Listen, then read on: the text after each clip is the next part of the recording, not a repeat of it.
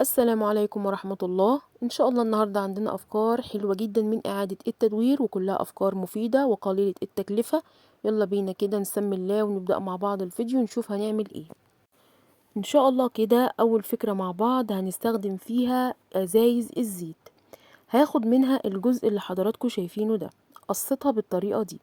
بدأت إن أنا أوزع عليها لزق دبل فيس، وبعد كده هبتدي أضغط عليه كويس عشان يلزق على الإزازة.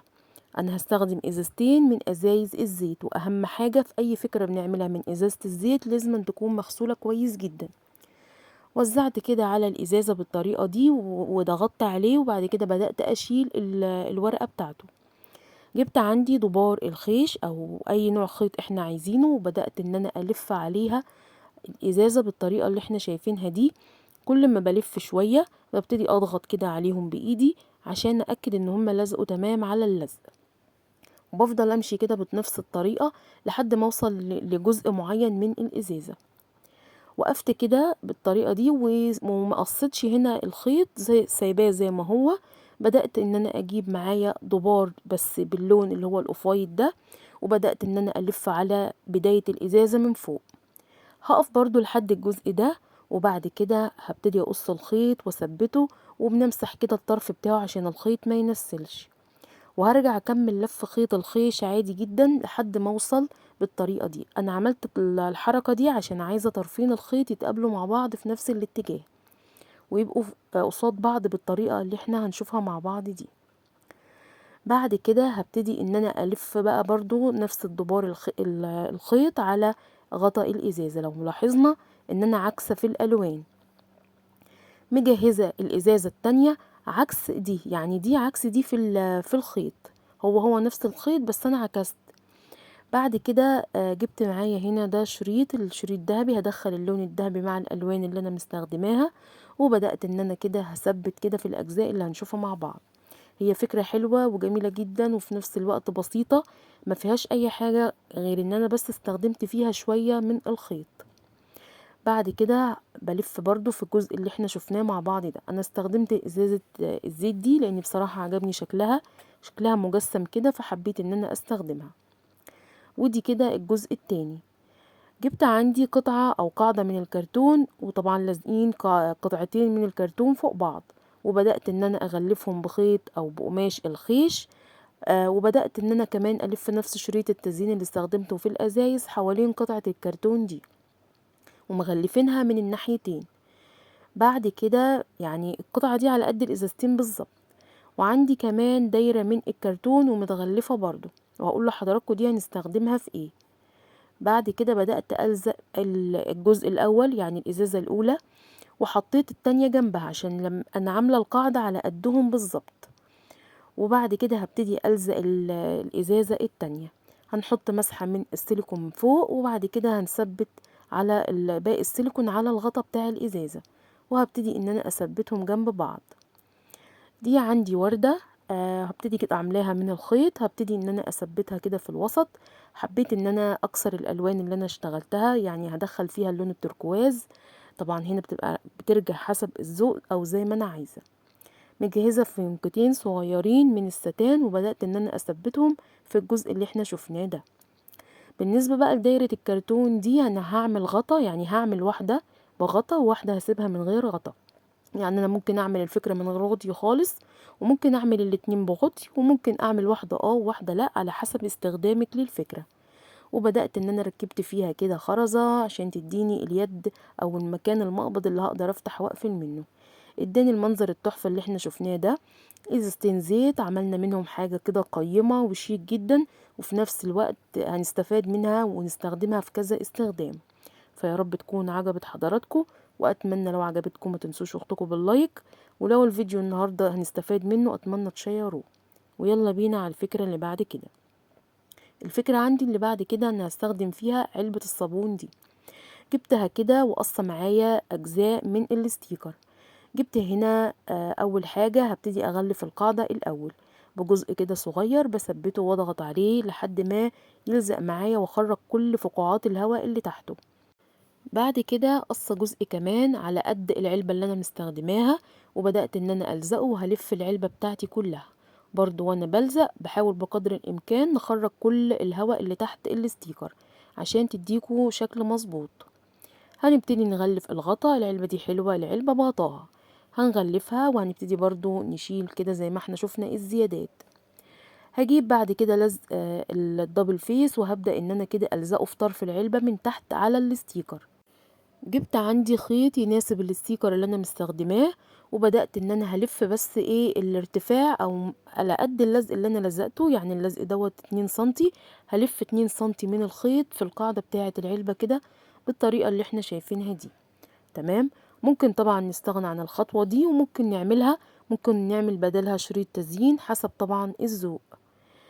بعد كده برضو هكرر نفس الخطوة، وزعت لزق دبل فيس على غطا العلبة او الجنب بتاع غطا العلبة، وبدأت ان انا الف عليه برضو من نفس الخيط عشان العلبة كلها كده تبقى ماشية حاجة واحدة. هيديني برضو منظر تحفة كده زي ما احنا هنشوف.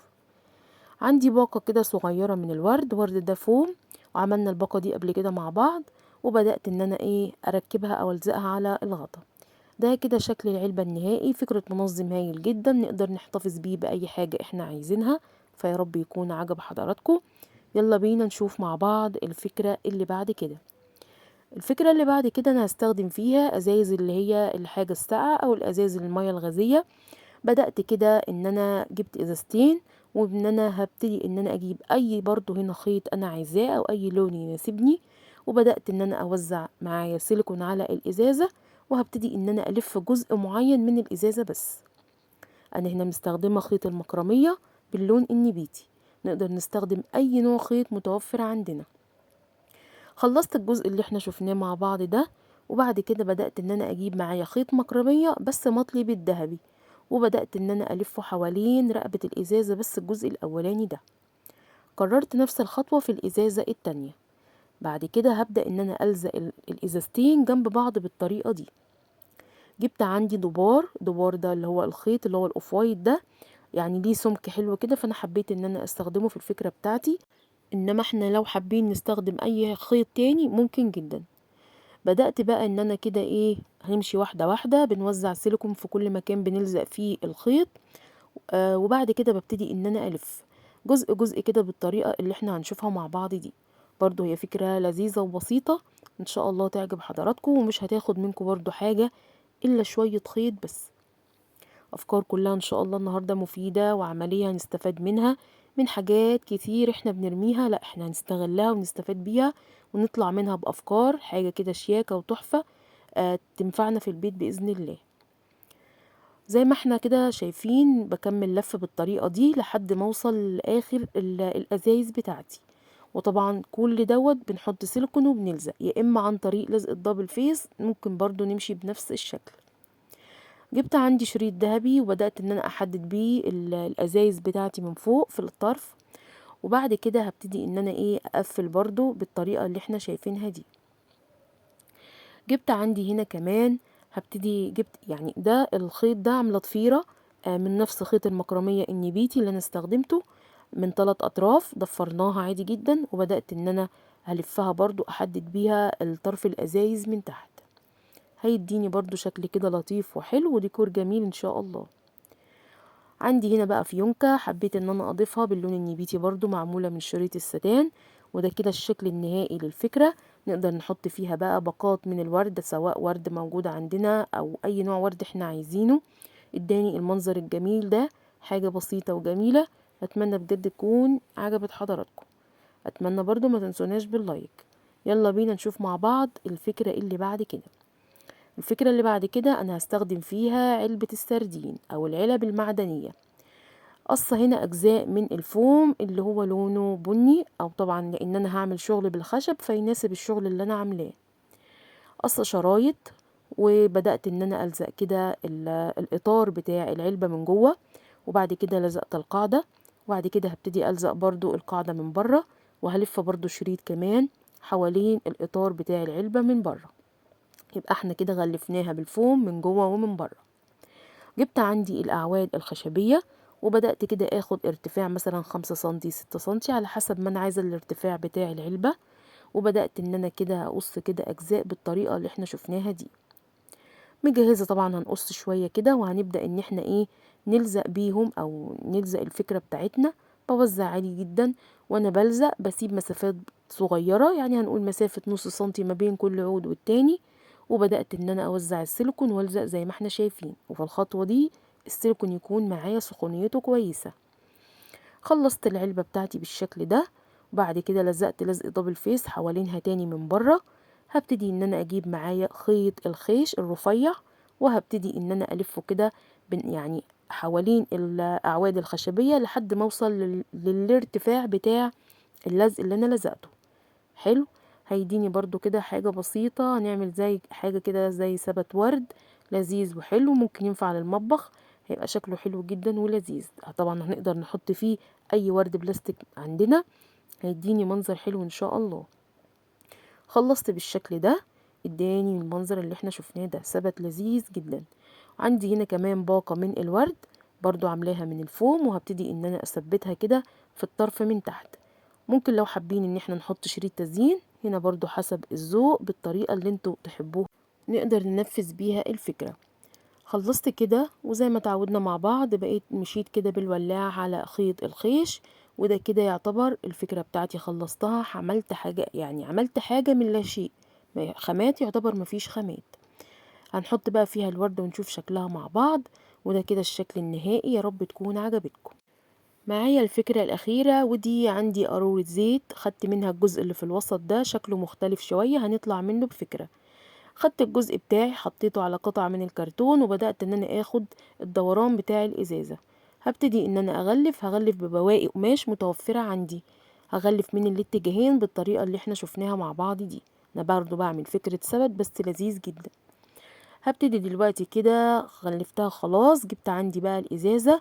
خدت الاجزاء اللي هي بتبقى في التجويف اللي موجود في الازازة ده، عن طريق القلم كده علمته وحطيته على الفوم، وبدأت ان انا اقص الاجزاء بتاعته. وعملنا الخطوة دي قبل كده مع بعض في فكرة.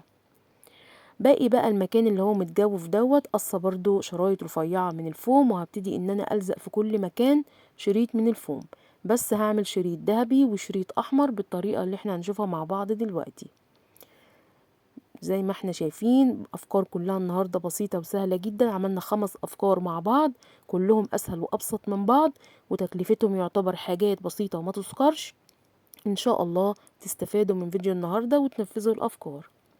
بكمل باقي زي ما احنا شايفين الشكل بتاعنا، وباخد كل مكان متجوف في الازازة بقص الجزء بتاعه واركبه من الفوم.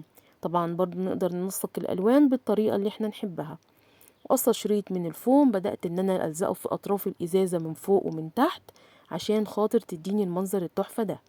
عندي شوية ورد هبتدي ألزقهم، عندي شوية لولي هبتدي برضو أوزعهم بالطريقة اللي احنا شايفينها دي. بسيطة وسهلة جدا، مفيش أبسط ولا أسهل من كده.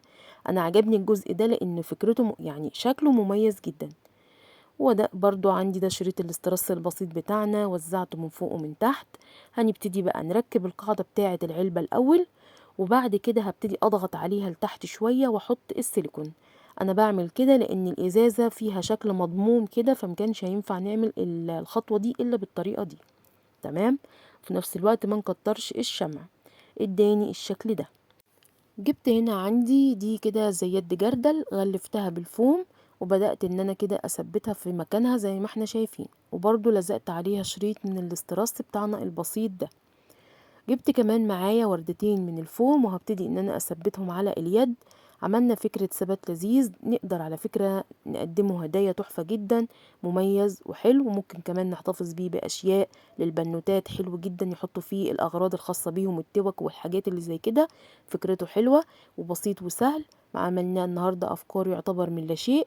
يا رب تكون الأفكار عجبتكم. لو في أي استفسار أو في حاجة مش واضحة اكتبولي.